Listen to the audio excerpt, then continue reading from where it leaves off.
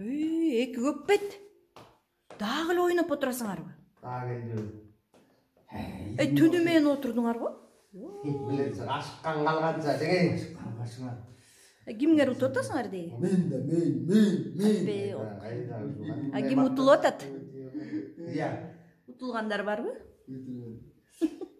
Утулуп атат да. Жүрөй. Дерзен кирип калды. Тутака. Жүрөйүн эл бузар, жүрөйүн. Эл бузарын. Эл бузар. Эл бузар дегенде уккандачы жарпыңды жазасың да ошо дегенде бузук болуш керек азырчы, бузук болуш керек. Себеби бузук болбосоң элди оңдой албайсың. Жанагы коомду ошол эмполор, жарандык коомдордун өкүлдөрү бузуктап атпайбы, бирок коомду оңоп аткан ошолор, билимдүү коомдун эң прогрессивдүү тобу ошолор. Эме десе, эмпо деп дей элатышпайбы. Эмпону кандай түшүнөсүз? Кандай түшүндүрүп бересиз? Эмпо, мен эмпоштуктун УХШ сайты, өкмөттүк эмес. Айтыш фондун нанын таап жеп атасыңбы, байгесин утуп атасыңбы, сен эмпоштуктсың. Муфтийлер, муфтияттар, эмпоштуктер, эмпоштуктардын жабышуулар союзу айтор Кыргызстандагы өкмөткө караштуу эмес уюмдун баары бейөкмөт уюмдар дейт. А муну Россиянын призмасы менен биздин коомду ушундагы пропаганда жинди кылып койгондо бул эмпонун өкүлдөрү Кыргызстандын бузуклары же Россиянын бузуклары дегенчи. Ошол эмпо өкүлдөрү жарандык коом. Жарандык коом дегенди мындай түшүнүш керек да, кыргыз коомундагы жарандык терминдик түшүнүктөр жогору, ошол эле Арыстанбек, ошол эле Калыгулдар, Токтогулдар, жарандык активисттер болгон. Буларчы жарандык активдүүлүгү ошол процесске булар кайдыгер болгон эмес. Токтогулдай ырчыл, Толубайдай сынчыл деп атпайбы? Токтогул деп атпайбы? Токтогул. Жол жеке. Мындай бир эмеден кабарларыңыз көп эмес деп. Айткандарыңыз сизге келип калып атат. Келип калбай эле ал керектүү маалыматты окусаң, ал ошол убагында башкаларга көз ачыктай көрүнүп каласың. Ал чынында эле болчу нерсе, тарых деген ошондой да фарс түрүндө кайталанат да. Эми мисалы азыркы коомдочу жагдайгачы жеке өзүңүздүн мындай Олжобай катары оюңуз кандай азыркы дүйнөлүк болуп аткан окуяларга кандай баа бересиз? Дүйнөдө эң чоң бурулуштар болор да, чоң тарыхый өзгөрүүлөр болор да, бүгүнкүдөй будумчан болот да. Ал жөн эле жылма жол менен келбейт. Төңкөрүш болот, ар кандай эми баста куюндап келет да.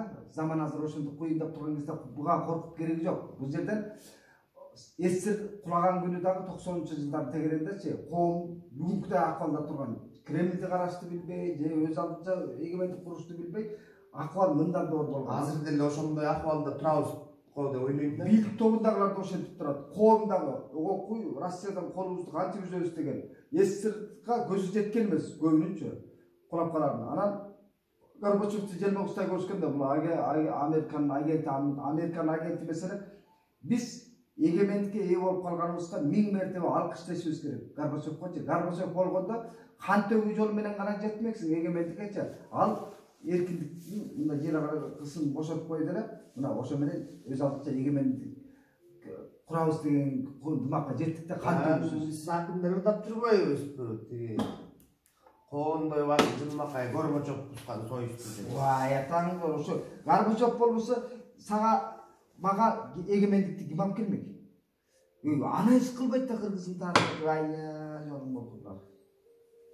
Мисалында бизде азыркы сырттын аласы өзүбүз келе келчи. Болуп аткан. Азыр кандай деп ойлойсуз? Биз ошондо кандай каягына кондоп, каягына кирип кандай кылып деген.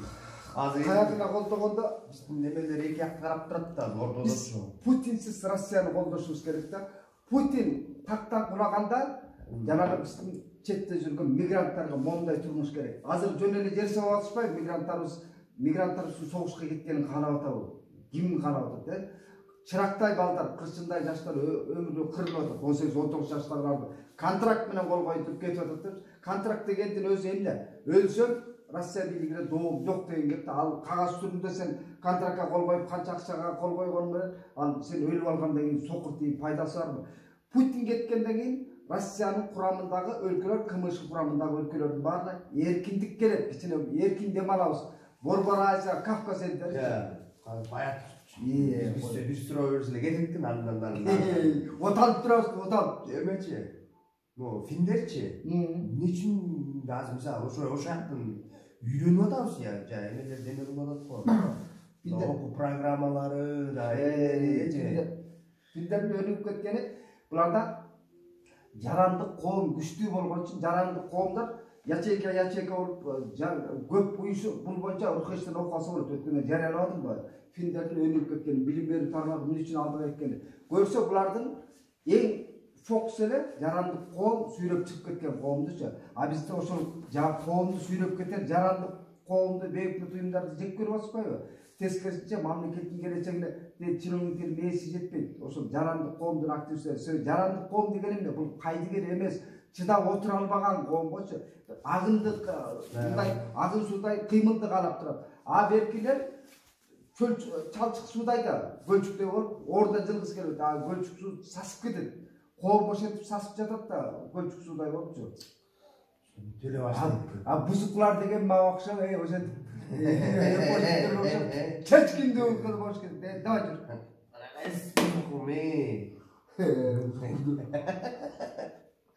Бузукуң сенин, бузукуң экен да биз. Баң эткендечи. Bang etkendeci. Анын өзү мурдун бушаңдаганга. Anam bang etkendeci. Ya. Eger de. Aha. Bizde bazı siz araytas, beraytas yok. Var ölçü mesela. Göçünden mesela mendele gel bizden geç mendelemde sınma көп kavun bana öğrendim. Çağırmacıl adam sınga kavul basın. Ana müntü açmıyor. Sen aklın mendelerden жүрбейсің mi? Bıldıraktı. Oşun var bıldıraklar da çağırmacıl adam çağırmacılık mendelerle bolş керек деген истер түшүнүктөр бар да. Bunu болгондо да адабияттын өкүлдөрү, адабият илиминин өкүлдөрү да кеп кылып атпайбы? Мындай алардын түшүнүгүндө чыгармачылык эң тар түшүнүктө бир кандай десем, чыгармачылык менен тыныч жүрө бер дегенчи, кумга башыңды тыгып жат деген кеп да. Эгер үндөбөй койсоң, анда да токон алатка карасында эмне үчүн элге төбөсү көрүнгөн чыгармачыл адамдар унчукпайт, эмне үчүн кайдыгер депчи. Кандайынан болбосун эки таяктын учурунда бар да, бирок чыгармачыл адам деген адамзаттын тарыхын карачы. Шекспирди мисал кылам. Улуу дөш акын жазуучулардан Лев Толстойду, Хемингвейди, Виктор Гюго алар деген Лев Толстойдун Хажы Мурат менен жана согуш жана тынчтык чыгармасын карачы. Саясаттан тыш жүрсө ошо күнү жазат деле ошондой чыгармаларды. Виктор Гюго, Оскар Уайльдтарды карачы. Алар коомдук процесстердин баарын күрө тамырды бергечи, сен тауып карма, сен тауында немен кармагандай чыгармачыл адам коомдун күрө тамырын кармап туруш керек. Саясаттан кабардар болуп. Ошондо сен оозуна түшпөгөн Арсланбектей, Калыгулдай акын болосуң. Алар өзүнүн заманынын ошо саясий өңүттөрүндө ырдап турган. Тар заман, ана эмне заман деген аракеттин баары эмне жөн ал аңсезим болгон чындасында. Шахыңыз. Шахыңыз бу мага. Шахыңызды. Матыңыз дейт. Экөөң кайсы бирин уткарасың? Не уткарам? Анан майлы. Жана бир шахыңыз. Мисалы биздечи bizde az bunday olotpayбы? Olotчу. Не кылабыз? Мындай десем. Мен баасы мындай карап көрсөңчү, не кылабыз? Не кылабыз? Эмне кылабыз? Кыскасы, не кылабыз? Не кылыш керек? Сынчыл ой жөндөм болбосо, эмне кылабыз деген суроону өзүбүзгө беришибиз керек. Өзүбүз жооп издешибиз керек. Себеби өз эркиндигибизди, өз эгемендигибизди түптөп издесек, өз башың менен ойлон, батыр. Мен могул оюнду сага утуруп бердим. Сулбайны утуруп калдыңыз? Жок, Utulup berdim de koyayım. Bermeyine utulup kaldım deş gerek. Nurzada'nın 8 Mart tuğulgan gününe mam apersin o kartinaçı. Ben sana kartinaçı sana meleke verdim bey. Utulup kaldım deş gerek. Aldınız. Gele kartinaçı. Utu aldım gördünüz mü? Barmanla anatan Ozray'ın elde bunu Talattıkça sakmattan gitmeletçi. Barskanday. Barskandan Молодец, Kutlay. Utup benim doktor anlatçı. bunu after'ın aytıp koyuyor. Esenkul Düşün Japarov'un oğlu.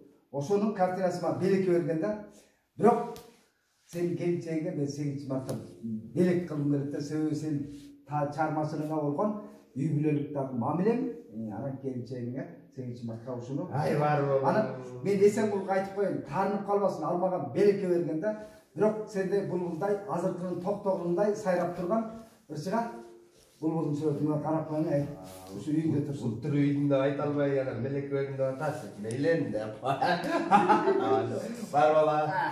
Рахмат.